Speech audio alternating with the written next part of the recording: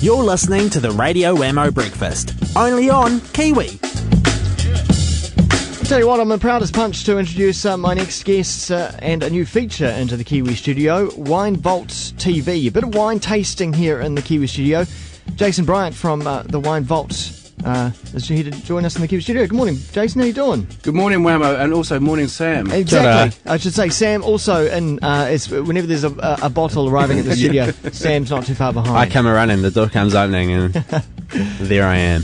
Now, the Wine Vault TV, it's an online wine telly show, isn't it? Yeah, I just wanted to get away from kind of normal kind of traditional media, and we weren't able to afford the luxury of having a program on kind of terrestrial TV. Yeah. So we wanted to do a web-based program.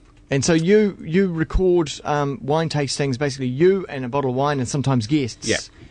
For 5, 6, 7, 8, 10, 12. Well, Yeah. I think I was just counting there, wasn't I? Minutes. And then you put that out online. Yeah. We distribute it to kind of a whole load of platforms. We've just launched our winevaulttv.com webpage, which has all the archives of our kind of episodes. We're up to 126 episodes. Wow.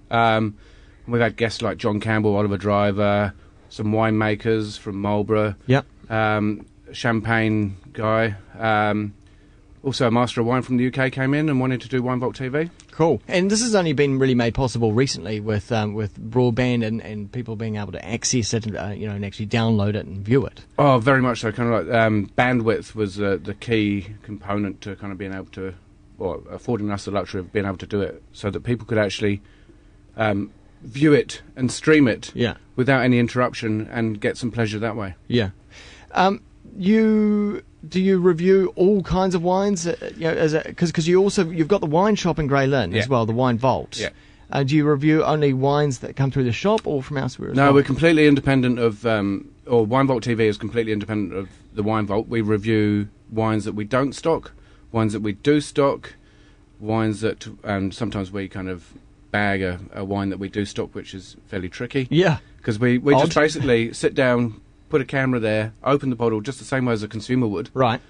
And taste the wine the same as a consumer would, because basically wine is bought at the store, unscrewed, poured in the glass, drunk, and that's the approach that we wanted to take, just to make it kind of really real. So you don't have any preconceptions about the wine before you even taste it? No, quite often a rep may have just dropped some wine in, we just run upstairs, they're still downstairs, we unscrew the wine, taste it, give our immediate impression of that wine. Wow. And so we try to be fairly unbiased about it, so that it's what the consumer, provided they're in tune with my palate, because it is just my palate and it's no one else's. But if they kind of understand my palate, then they can go, okay, that wine's for me. There's always a lot of talk about the language of wine and all the BS really that's there. Do you try to keep out all of that, or how do you approach it? I just tell everybody to kind of draw on their own kind of childhood experiences and smells and tastes and stuff like that. And as soon as you start kind of going back to being a child and drawing on those kind of experiences and tastes and smells, it's a lot easier to put it and articulate when you're tasting wine. So kind of like if you've ever tasted chalk, like most of us did as kids in the classroom, you can go, oh, okay, that tastes chalky. Blueberries, obviously. I was fed it by the teacher. If you've tasted soap after you've sworn, you know what soapy is going to taste like. Yeah. And so just using those kind of experiences and kind of dispelling the myth that kind of it's all about kind of rolling through the flowery meadow and kind of having to articulate it that way. We just wanted to make it plain, simple, layman's terms that people could understand. Jason, you've also been a little bit controversial recently where you put out an article in the New Zealand Herald. You were pairing up wines with fast food.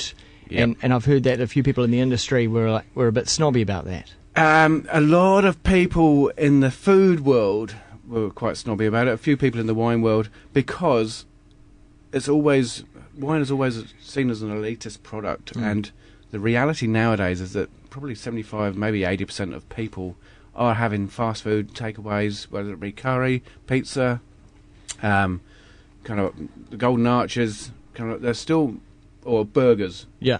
They're still having fast food. So my passion is wine, so if I can get them to taste wine, and a good wine with that food, and try to match it so that they get the best kind of pleasure possible out of that product, then that's my job done. Okay, yeah. And I think you've hit the nail on the head there where you say your passion is wine, and you just like talking about wine, right? Is that, I mean, that's, when it comes down to it, is that the essence? You know, you enjoy wine, you like talking about it. Geez, I love wine. Yeah.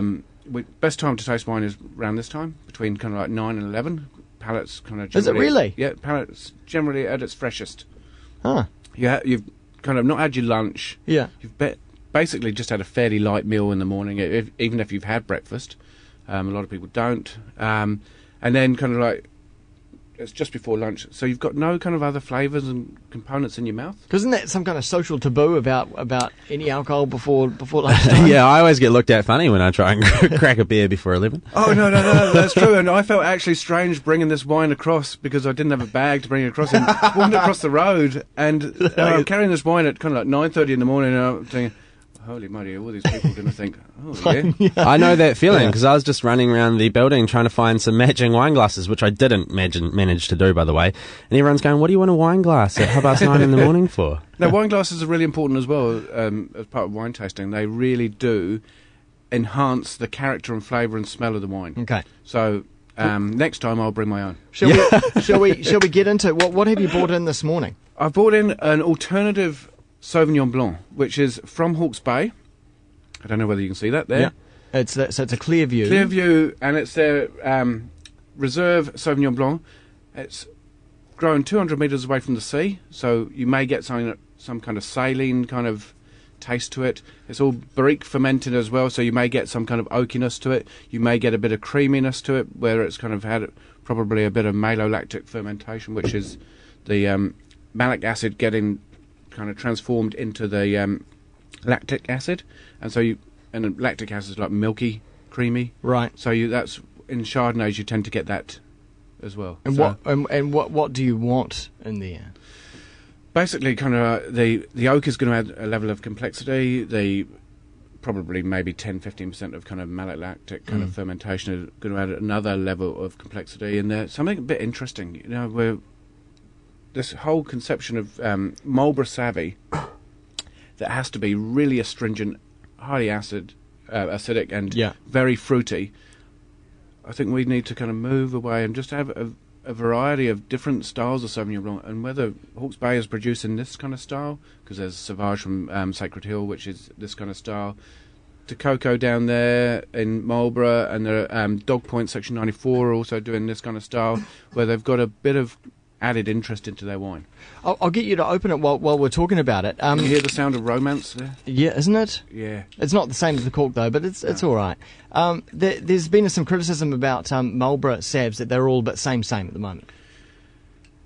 Yeah, and probably rightly so. I mean, there are a few producers that are trying to kind of buck that trend, but kind of there are 3 big wineries down there producing 50% of New Zealand's wine.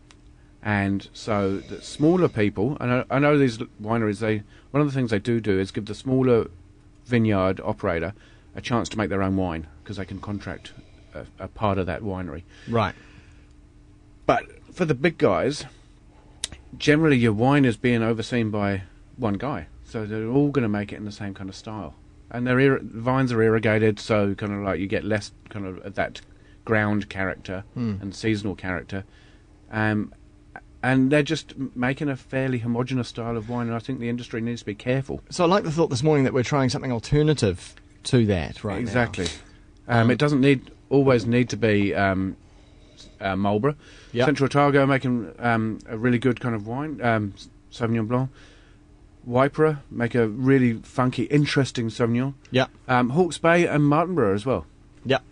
So let's get our nose in here. That's what you do first, right? Yeah, I sniffy sniff, as kind of Gary Vaynerchuk would say. I'll get you to lead first of all on the. I do get a more kind of creamy. I don't get that pungent kind of grassy asparagus kind of character on the nose. Yep. It's much more subtle, delicate nose than kind of most of the traditional Marlborough Savvies.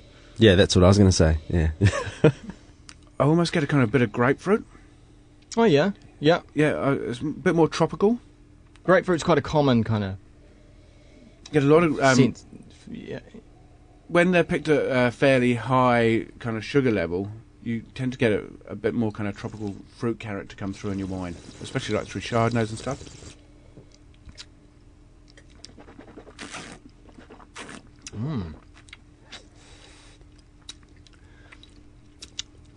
It's quite dry. Yeah, dry. You get a kind of citrus limey character coming through, but also you get almost, I'd hate to say it, possibly a bit too much oak. Isn't this strange, a Sav to be oaked? Yeah. I don't think I've ever come across one. There are a few kind of wineries making kind of oaked component Sauvignon, and this is one of them. I just thought this is a great example. For me, I really like it because it's textured. It would go really well with kind of some seafood. I'm getting the creaminess as well. That creaminess is fantastic. Yeah. So hopefully, kind of like next week, we'll just kind of like continue this kind of trend. We'll talk a bit about what's happening in the industry, and kind of like then we'll taste a wine and yeah, hopefully kind of and we'll have more time with the bottle itself. Absolutely. Thanks very much. The Wine Vault TV. Go check it out. Jason, thanks very much, cheers. Wammo.